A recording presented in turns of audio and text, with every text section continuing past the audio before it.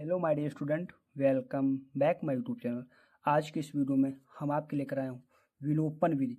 विलोपन विधि से समीकरण कैसे हल करते हैं, तो आज के इस वीडियो में बहुत ही सिंपल और आसानी से सीखेंगे। तो चलो वीडियो को शुरू करते हैं। आपसे रिक्वेस्ट है कि वीडियो को लास्ट तक देखना। मेरी गारंटी आपको विलोपन विधि से जो एक्स वाई का मान निकालते हैं उसमें कभी भी दिक्कत आने वाली नहीं है। तो चलो शुरू करते हैं। मेरे पास दो सवाल हैं। इस सवाल को मैं बताऊंगा, अच्छे से हल करूंगा और इसका उत्तर आपको हल करके कमेंट में बताना, ताकि मैं जान सकूं आप सीख पाए हो या नहीं। तो यहाँ पर आप देख सकते हो, यहाँ पर ये सवाल है। इस सवाल को हम क्या करेंगे, हल करेंगे। तो पहले इसको हम नोट करते हैं क्या दिया है।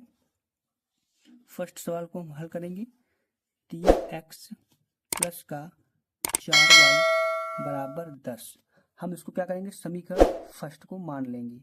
इसी प्रकार से इस सवाल को भी हम नोट करते हैं। इसी प्रकार से इस समीकरण को हम नोट करेंगे। 2x माइनस का 2y बराबर 2।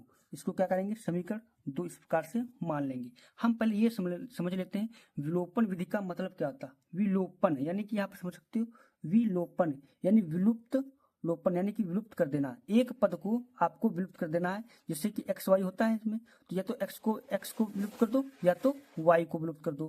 देखो मान लो इसमें हम यहाँ पर एक्स को विलुप्त कर देते हैं इस प्रकार से, तो यहाँ पर हम आसानी से वाई का मान निकाल सकते हैं या नहीं। या हम वाई पद को विलुप्त कर दें तो हम एक्स का मान आसानी से निकाल सकते हैं।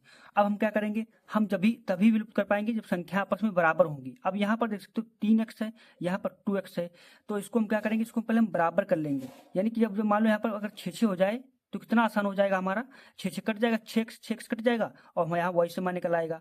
तो इस प्रकार से हम एक्स वाई का मान आसानी से निकाल सकते हैं। तो हम क्या करेंगे, इसको हल करने के लिए बस यहाँ से आपको ध्यानपूर्वक देखना है।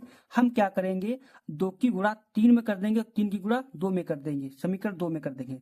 3 की गुणा अगर हम समीकरण 2 में कर दें तो 3 दूनी 6 हो जाएगा। और अगर हम 2 की गुणा 3 समीकरण 1 में कर दें तो 6 इसमें भी हो जाएगा, तो 6 कट जाएगा पूरा, हमारा वाई का मान निकल आएगा। तो हम क्या करेंगे, एक पद को हमें बराबर करना है। यहाँ पर 6 यहाँ पर 6 हो जाएगा, कट जाएगा। तो ये देखो कि या तो अगर पद बराबर होते तो हम नहीं यहाँ पर गुणा नहीं करते, तो यहाँ पद बराबर करना हमें सेम। तो क्या लिखेंगे, समीकरण 1 में 2 से गुणा तथा समीकरण 2 में 3 से गुणा करने पर। हमने क्या किया, समीकरण 1 में 2 से गुणा करने पर। समीकरण 1, तो क्या हमारा समीकरण 1 दिया है, यहाँ पर नोट करेंगे। 3x प्लस का 4y बराबर 10। कितने से हम गुणा कर रहे हैं, इसमें 2 से गुणा कर रहे हैं यहाँ पर, तो हम 2 यहाँ पर लिख देंगे। इस प्रकार से आपको लिख देना है। अब हम यहाँ पर हम इसको गुणा कर देते हैं, तो करते हैं क्या हो जाएगा, 2 की गुणा 3 में करेंगे, देखो पूरे पद में गुणा करनी है। 2 की गुणा 3 में करेंगे, 2 3 6x हो जाएगा नहीं, हो गया। प्लस का जोड़ का चिन्ह लगा देंगे। 2 की गुणा 4 में करेंगे, 4 दूनी 8 y हो जाएगा। इसी प्रकार से बराबर 2 की गुणा 10 में करेंगे, 10 दूनी 20 हो जाएगा। अब इसको हम समीकरण 3 मान लेंगे। ठीक, अब आगे हम देखते हैं। हमने क्या था, समीकरण 1 में 2 से गुणा हमने कर दी, ये समीकरण बन गया। अब तथा समीकरण 2 में 3 से गुणा करने पर, तथा समीकरण 2 में 3 से गुणा करेंगे तो हमारा समीकरण 2 क्या दिया, 2x माइनस का 2y बराबर 2। इस प्रकार से कितने से हम गुणा करेंगे, इसमें यहाँ पर लिख दिया था समीकरण 2 में 3 से, तो 3 से हम यहाँ पर गुणा कर देंगे। तो 3 दूनी 6x हो जाएगा, माइनस का 3 दूनी 6y हो जाएगा, बराबर 3 दूनी 6 हो जाएगा नहीं, हो गया। अब इसको क्या करेंगे, समीकरण 4 मान लेंगे। समीकरण 4 इस प्रकार से मान लेंगे। इतना देखो आसानी से आपको समझ में आ गया होगा। अगर इतना समझ में आ गया होगा, आप यहाँ पर देख सकते हो समीकरण। अब हम क्या करेंगे, ये देखो 6x है, इसमें भी 6x है, यानी सेम एक पद हमने बराबर कर लिया।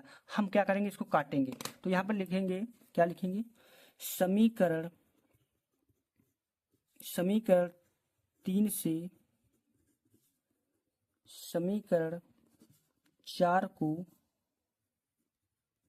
घटाने पर, क्या करने पर, घटाने पर। तो हम क्या करेंगे, इसको हम घटाएंगे। तो समीकरण 3 क्या हमारा है, ये वाला दिया है, 6x प्लस का 8y बराबर 20, ये तो दिया है। अब हमारा चौथा समीकरण क्या दिया है, 6x माइनस का 6y बराबर का 6 दिया है। तो यहाँ पर हम 6 इस प्रकार से लिख देंगे, ये रेखा खींच देंगे। अब आपको एक चीज पता होनी चाहिए, हमने क्या किया, समीकरण 3 से समीकरण 4 को घटाने पर, जब हम घटाएंगे तो चिन्ह यहाँ से हम बदलेंगे, यहाँ पर ध्यान से देना है आपको, नीचे यहाँ पर चिन्ह बोले जब बदलेंगे। अब इसके नीचे क्या दिया है, 6 है, 6x है, क्या प्लस का माइनस का, तो माइनस प्लस का है तो चिन्ह बदल जाएगा, माइनस उल्टा चिन्ह लगा देना क्योंकि हम घटा रहे हैं। अब यहाँ पर चिन्ह देखो क्या किसका है, 6y माइनस का है तो यहाँ प्लस का हम लगाएंगे। इसी प्रकार से ये क्या है, 6 प्लस का यहाँ पर तो माइनस का चिन्ह हम लगा देंगे। ये आपको ध्यान रखना, जहाँ पर प्लस वहाँ पर माइनस चिन्ह लगा देना। अब 6 के आगे क्या प्लस का था, माइनस लगाया, यहाँ माइनस था यहाँ प्लस लगा दिया, यहाँ प्लस था माइनस चिन्ह लगा दिया, विपरीत चिन्ह लगा देना है। अब हम क्या करेंगे, देखो 6 से क्या हो जाएगा, कट जाएगा, 6x क्या हो जाएगा, पूरा का पूरा कट जाएगा तो घट जाएगा। इसी प्रकार से आप यहाँ पर देख सकते हो प्लस का 6 हो गया। अब इससे मतलब हमारा नहीं है, इससे मतलब नहीं हमें, अब चिन्हों से मतलब जो हमने चिन्ह लगाया प्लस का चिन्ह, ये भी प्लस का है, तो 8 6 कितना हुआ, 14 हो जाएगा ना, 8 से 14 वाई हो जाएगा। इसी प्रकार से 20 से 6 गया, आपका 14 बचेगा, बचेगा नहीं। अब यहाँ पर हम हल करेंगे तो 14 वाई बराबर, अब हम यहाँ पर हम 14 वाई बराबर 14 दिया है ना, इसको हम क्या करेंगे 14, अब वाई का मान निकालना है तो 14/14 हो जाएगा। क्यों हो जाएगा, क्योंकि ये संख्या गुणे में है। अब कोई संख्या गुणे में होती बराबर को बट्टे उधर ले जाते हैं, बट्टे में आ जाते तो 14 से 14 कट जाएगा, 14 कम 14, यानी वाई बराबर कितना है हमारा, 1 आ गया, वाई का मान हमारा 1 आ गया।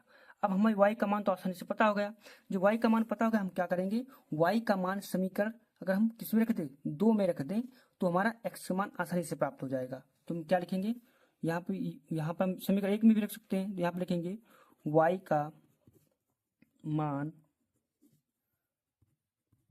समीकरण 1 में, अब हम 1 में मान रखेंगे तो हमारा आसानी से मान प्राप्त हो जाएगा। समीकरण 1 हमारा क्या दिया, 3x + 4y बराबर 10 दिया, यही तो दिया है, तो इसको हम क्या करेंगे, रख देते हैं।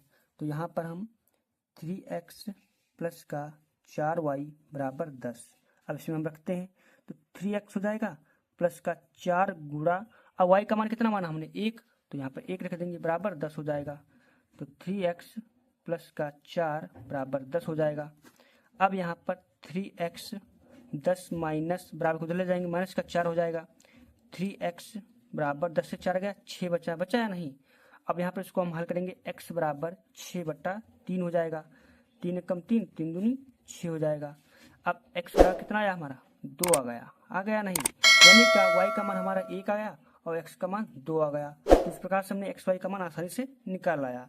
तो वीडियो अगर पसंद आए तो लाइक और चैनल को सब्सक्राइब कर लेना। अब मैं आपको ये सवाल दे रहा हूँ, इसको नोट करिए और इसका उत्तर आपको कमेंट में बताना। सवाल हमारा दिया है x + y बराबर 5, दूसरा समीकरण है 2x - 3y बराबर 4। इसका उत्तर आपको कमेंट में हल करके देना है, बिल्कुल सेम विधि से हल करना है। वीडियो अच्छा है तो लाइक जरूर कर देना। Thanks for watching this video.